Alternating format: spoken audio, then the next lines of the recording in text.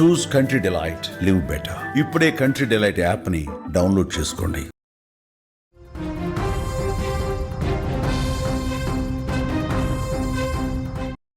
America గడ్డపై జరిగిన ఒక ఘోర ప్రమాదం మహబూబాద్ జిల్లాలోని 2 కుటుంబాల్లో తీరని శోకాన్ని మిగిల్చింది. వాళ్ళు కన్న కలలు కాలిఫోర్నియా రోడ్ల మీదే కరిగిపోయాయి. మహబూబాద్ జిల్లా గార్ల మండలానికి చెందిన మేఘన, మొలకనూరు గ్రామానికి చెందిన భావన ఇద్దరు స్నేహితులు. చదువులో చురుకు, భవిష్యత్తుపై ఎంతో ధ్యాస. వీరిద్దరూ ఉన్నత చదువుల కోసం అమెరికాలోని కాలిఫోర్నియాకు వెళ్లారు. అక్కడ చదువుకుంటూనే తమ భవిష్యత్తును తీర్చిదిద్దుకుంటున్నట్టు తరుణంలో మృత్యువు రోడ్డు ప్రమాదం రూపంలో మాట వేసింది. క్షణాల్లోనే 2 నిండు ప్రాణాలు గాల్లో కలిసిపోయాయి. గార్ల మీ సేవా కేంద్రం నిర్వాహకుడు నాగేశ్వరరావు కుమార్తెనే మేఘన. కుమార్తె అంటే ఆయనకి పంచప్రాణాలు. తన కూతురు పెద్ద చదువులు చదివి గొప్ప ప్రయోజకురాలు అవుతుందని చెప్పి ఎన్నో కలలు కన్నాడు.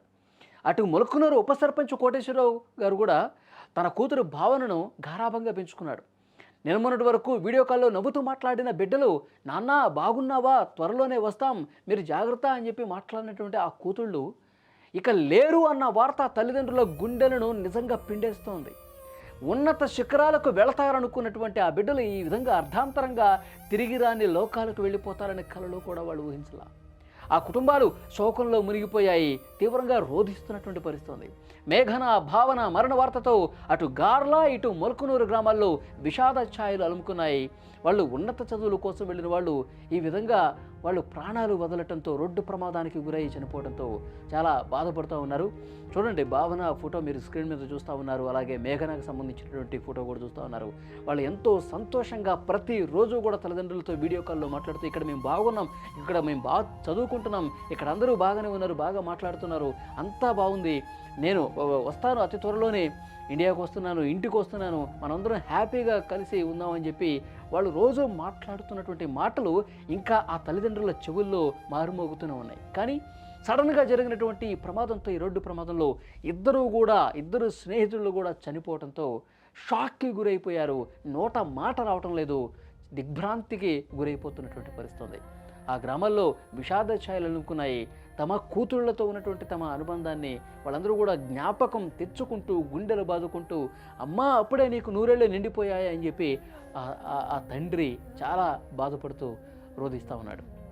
చాలా బాధ కలుగుతోంది. ఎందుకంటే దేశం కాని దేశానికి వెళ్ళి, ఉన్నత చదువుల కోసం వెళ్ళి, ఒక గొప్ప భవిష్యత్తు కోసం, తమ కెరీర్ని అందంగా మలుచుకోవటం కోసం, జీవితంలో ఏదో ఒక సాధించాలన్న తపనతో దేశం కాని దేశానికి పోయి చదువుతూ ఉంటారు. కానీ అకాల మరణం, రోడ్డు ప్రమాదం, అసలు ఊహించినటువంటి ఇలాంటి షాకింగ్ వార్తలతో నిజంగా చాలా ఆ కుటుంబాలు తల్లడిల్లిపోతూ ఉన్నాయి.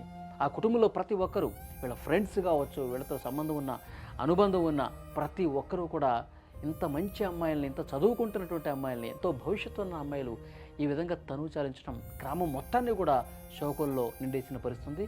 గ్రామంలో ఉన్న వారింటికి బంధువులు, కుటుంబ సభ్యులు, ఫ్రెండ్స్ అందరూ చేరుకుని ఆ తల్లిదండ్రులకి ధైర్యం చెప్తున్నటువంటి పరిస్థితి. కానీ ఎక్కడా కూడా సరిపోవట్లేదు ధైర్యం. ఎందుకంటే ఆ కుమార్తెలు అనునిత్యం వాళ్ళు మాట్లాడిన మాటలే గుర్తుకొస్తాయంటూ ఆ తల్లిదండ్రులు చాలా బాధపడుతున్నటువంటి పరిస్థితి.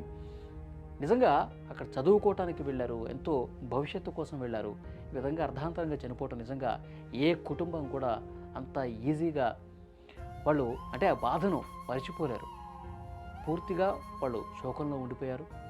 అక్కడ స్థానికంగా ఉన్నటువంటి పర్యాప్తలు కూడా వాళ్ళకి ధైర్యం చెప్తున్నటువంటి పరిస్థితి.